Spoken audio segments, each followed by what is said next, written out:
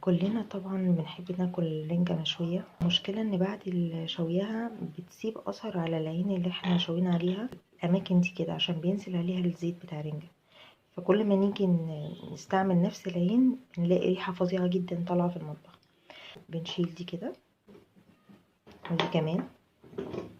نجيب ورقة زي دي كلنا طبعا عارفينه، بنعمل فتحة عشان دي تطلع منها وعشان الغاز يطلع من هنا، بتبقى بالشكل ده كده.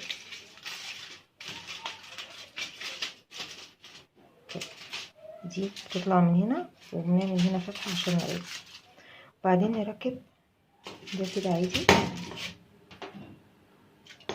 وده، ونبتدي نشوي. ده المنظر بعد ما شويت رنجة. ده الزيت اللي نازل منها، كل نازل على البوتاجاز نفسه، كل ما نيجي نستخدمه تطلع ريحة.